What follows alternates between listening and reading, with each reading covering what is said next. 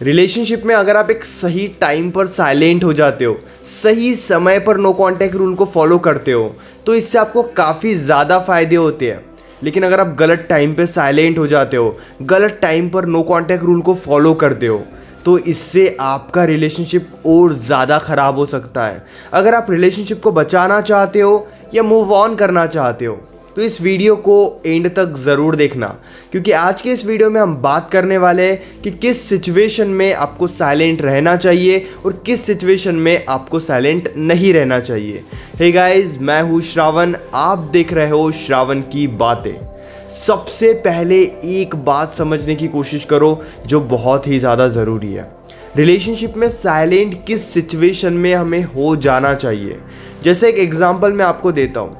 आपके और आपके पार्टनर के बीच में बहुत फाइट्स हो रही है। आप उन्हें कुछ समझाने की कोशिश कर रहे हो, वो समझने के लिए तैयार ही नहीं है। आप कुछ उनके सामने एक्सप्लेन कर रहे हो, कुछ डिस्कस करना चाहते हो, प्रॉब्लम को सॉल्व करना चाहते हो, लेकिन नहीं, पार्टनर बात करने को तैयार ही नहीं है। आप कॉल्स कर रहे हो, कॉल्स को पार्टनर इग्नोर कर रहा है। आप मैसेजेस कर रहे हो, पार्टनर आपको ब्लॉक कर रहा है, बिल्कुल भी आपसे बात नहीं करना चाहता। तो इस सिचुएशन में कुछ दिनों के लिए पार्टनर से दूरी बना लेनी चाहिए। इस सिचुएशन में उन्हें और ज़्यादा इरिटेट नहीं करना चाहिए। अगर आप ये सोच रहे हो कि गलती उनकी है, फिर भी वो सुनने के लिए तैयार नहीं है, वो समझने के लिए तैयार नहीं है, तो इस बात को एक्सेप्ट करो। ये एक सच्चाई है। कई लोग तो ये भी कहते हैं कि नहीं, पहले हम उन्हें बहुत ज़्यादा कॉल्स करते थे, उनके सामने रोते थे तो वो मान जाते थे। वो समय अलग था। स्टार्टिंग में अगर आप ऐसा कुछ करते हो, पार्टनर के सामने रोते हो, उन्हें समझाने की बहुत ज़्यादा कोशिश करते हो, तो पॉसिबिलिटीज़ बढ़ जाती है कि ठीक है, वो आपकी बात सुने समझे।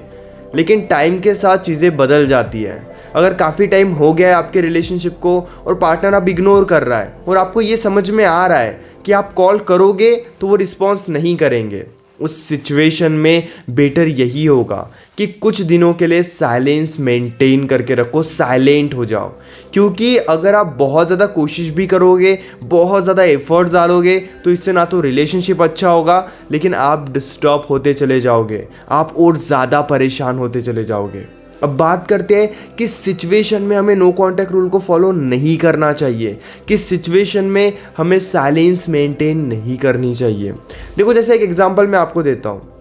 आपके और आपके पार्टनर के बीच में कोई कुछ फाइट हुई है और इस वजह से आप दोनों डिस्टर्ब हो। कहीं ना कहीं आप दोनों ही इस रिलेशनशिप को बचाना चाहते हो, इस रिलेशनशिप में रहना चाहते हो, लेकिन प्रॉब्लम्स के वजह से, मिसअंडरस्टैंडिंग के वजह से, डाउट्स के वजह से आपके बीच में काफ़ी दूरियां बढ़ गई है। इस सिचुएशन में ज़्यादा दूरी बढ़ाने पर ध्यान मत दो। अगर आपकी थोड़ी भी बातचीत हो रही है तो कुछ दिनों तक थोड़ी ही बातचीत करो। ज़्यादा बात करने की कोशिश मत करो, ज़्यादा डिस्कस करने की कोशिश मत करो, लेकिन कांटेक्ट में रहो।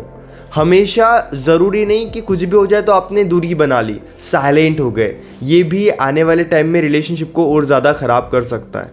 अगर आपके बीच में बातचीत हो रही है, ठीक है, फाइट्स हो रही है, रेगुलर फाइट्स हो रही है, लेकिन कहीं ना कहीं बातचीत भी हो रही है, तो प्रॉब्लम्स को डिस्कस करना बंद कर दो। प्रॉब्लम्स को लेकर ज़्यादा चीज़ों को लेकर डिस्कस करना बंद कर दो, कंप्लेन करना बंद कर दो, ब्लेम करना बंद कर दो। आने वाले कुछ दिनों के लिए रिलेशनशिप में जो भी प्रॉब्लम होती है, उस प्रॉब्लम को लेकर डिस्कस करना बहुत ज़्यादा ज़रूरी होता है।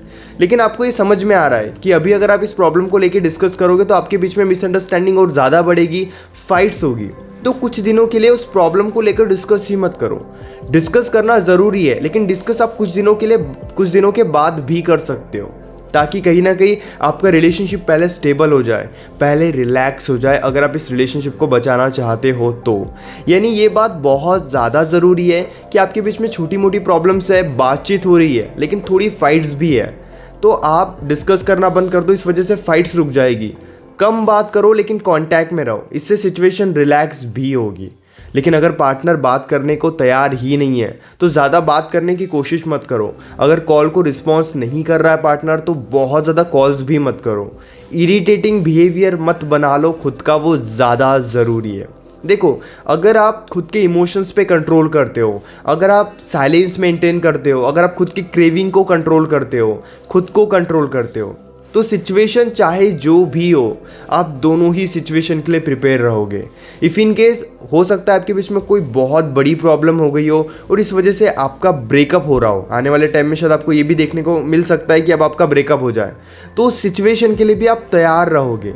ब्रेकअप को फेस करना है या फिर ब्रेकअप के लिए तैयार रहना है, उससे पहले खुद के फीलिंग्स पर, खुद के इमोशंस पर कंट्रोल करो। अगर रिलेशनशिप मिलेगा तो वहाँ आप काफ़ी अच्छे से एफर्ट्स डाल सकते हो रिलेशनशिप को बचाने के लिए।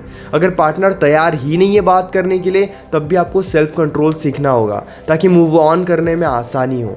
यानी आने वाले टाइम में जो भी सिचुएशन हो, चाहे मूव ऑन करने की सिचुएशन हो या फिर रिलेशनशिप को स्ट्रॉन्ग करने की सिचुएशन हो, एक बात तो आपको समझ लेनी चाहिए, फीलिंग्स पर कंट्रोल करना सीखो, इमोशंस पर कंट्रोल करना सीखो। उनके सामने रो रहे हो, परेशान हो रहे हो, इस वजह से आपका डिस्टर्बेंस लेवल और ज़्यादा बढ़ेगा। आपको स्ट्रॉन्ग तो होना होगा, ऐसे नहीं कि एक दिन में आप स्ट्रॉन्ग बन जाओगे, आपकी फीलिंग्स इमोशंस पर कंट्रोल आ जाएगा। प्रैक्टिस करो, कहीं ना कहीं खुद की क्रेविंग से फाइट करना सीखो, ये ज़्यादा ज़रूरी है। Hope guys you understand what I want to say. अगर आप अपनी प्रॉब्लम डायरेक्टली पर्सनली कॉल पर मुझसे डिस्कस करना चाहते हो तो पेड कंसल्टेशन के लिए आप मुझे इंस्टाग्राम पर या फिर व्हाट्सएप पर मैसेज कर सकते हो। हमारे बीच में जो भी बातें होगी वो हम दोनों के बीच में कंप्लीटली सेफ, कंप्लीटली प्राइवेट रहेगी। So don't worry about privacy.